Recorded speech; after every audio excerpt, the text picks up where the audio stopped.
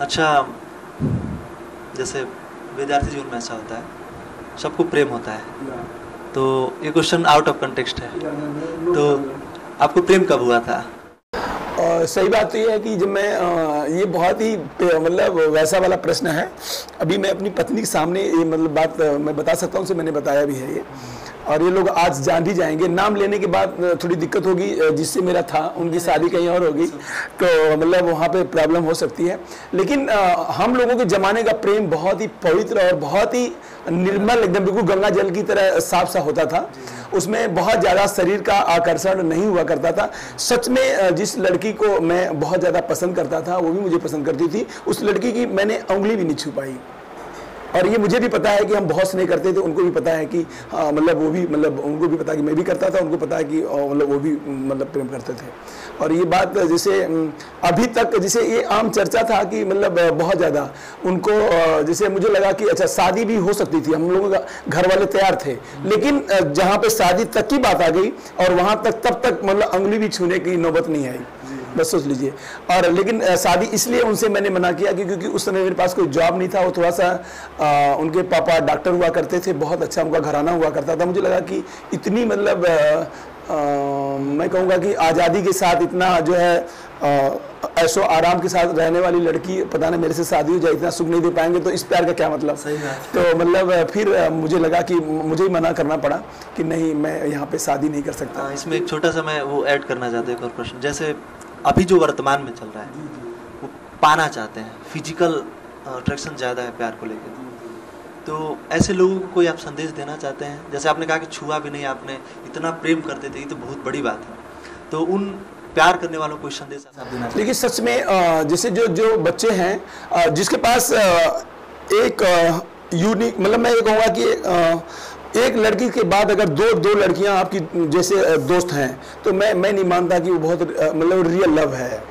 मतलब अगर आपकी एक लड़की से संतुष्टि नहीं है, अगर उससे वो आपको अपनी बातों से, अपने व्यवहार से, अपने एक्टिविटीज से, या जो उसकी सलाह है, जो उसका मशवरा है, जिससे आप लोग दोनों दोस्त तो इसीलिए तो बनते हैं ना कि मेरा आने वाला जीवन बहुत अच्छा होगा, हम दोनों एक दूसरे को सलाह देंगे, राय देंगे। अगर एक से आपको संतुष्टि नहीं है, तो मैं कैसे मानूँ कि फिर 10, 20, 50, 100 चलन में है ना इस समय कि एक मतलब फेसबुक पे 1000 लड़कियां दोस्त हैं, 1000 लड़के दोस्त हैं, तो मतलब फिर कैसे रियल हो सकता है?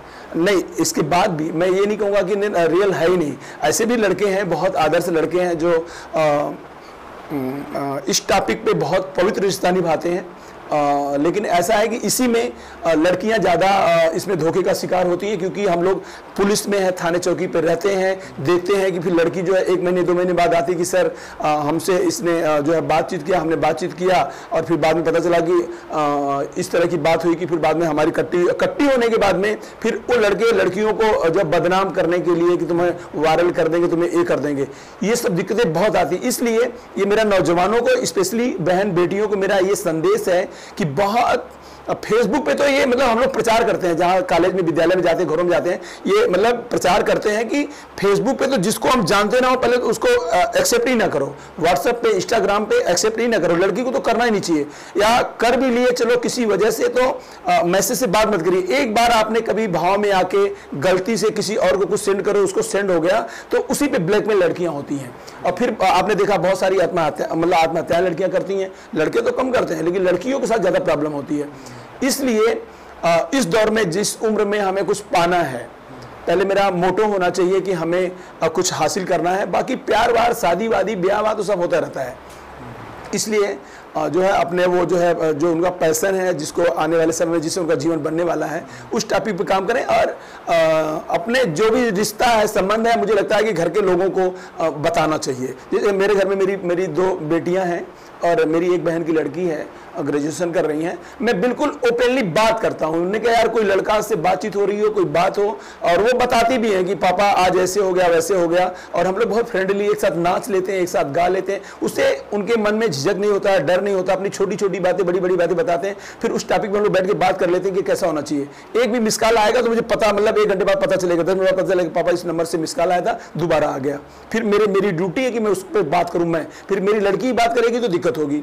तो इसलिए अगर दोस्ती भी हो तो जान पहचान वाले से व्यक्ति से हो, तो वो जो है रिश्ता थोड़ा दिन चलता है और पता चला कि इसके बारे में पता ही नहीं कि उसने कितनी छोड़ दिया है, उसने कितना छोड़ दिया है, फिर तुमको भी छोड़ेगा। तो इसलिए मतलब जान के परख के उसका बैकग्राउंड जान के उसका कैसा घर है, परिवार है, सब लोग हैं, मुझे लगता है ये सब चीज़ें अगर ऐड करेंगे तो आपको कभी रिश्ते में जो है मुझे लगता है कि खटास नहीं मिलेगी और रिश्ता खराब नहीं होगा और पवित्र होगा।